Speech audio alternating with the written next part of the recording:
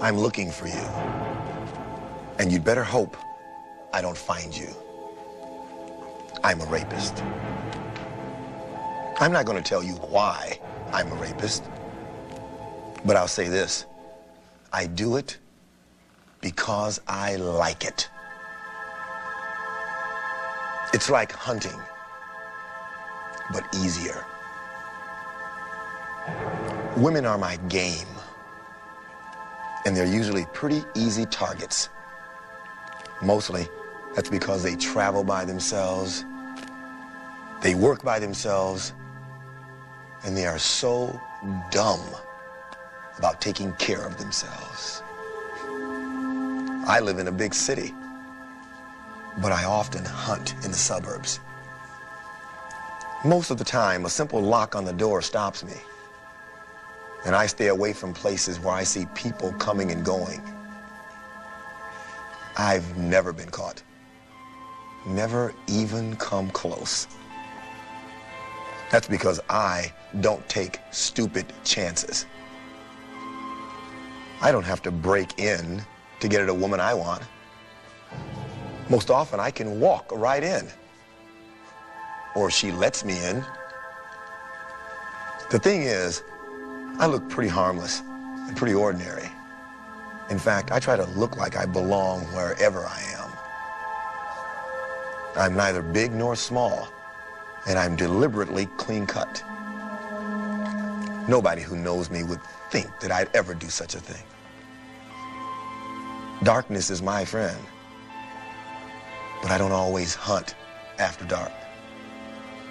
Shopping centers around closing time are good. Many of the women I've raped come my way because they were dumb. I pick my women because of their situations, which I've studied before I move. Looks don't mean a thing to me.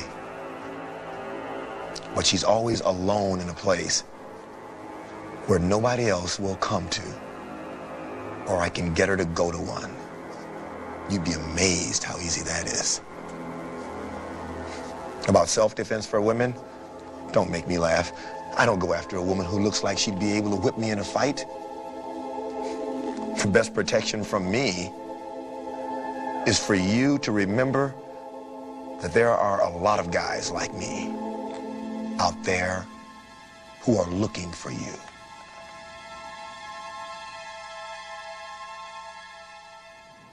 Look at the words he used in the letter. And I have gone over this letter with a number of psychologists who specialize in this sort of thing. There's very little question in our minds. It's real. A rapist actually wrote it. He hunts. He does it because he likes it. But to look at him, you'd never suspect he'd do such a thing. You'd never think it. He's someone's son, probably has a good job. He's deliberately clean cut. In fact, if he walked up to your door expressing shock and disbelief because a little kid had just been run over down the block and was bleeding, you may even let him in to make a phone call. He looks that harmless. And before you know it, you're a victim. And when you've done something like that, how can you help but not blame yourself for it happening? Because you actually let him in. You not only let him in, you invited him in. But you made that decision, didn't you? You made that decision to let him in so he could continue the hunt. And what else did he say about you? He said that you were dumb. He said that you make dumb decisions. What he's really saying is that you weren't responsible. You leave the lights on in your car. You forget your keys on the inside. It's easy for him to trap you. He can walk up to your car and let the air out of your tire, and then come back in 10 minutes and pretend to be the perfect Good Samaritan with a big smile on his face.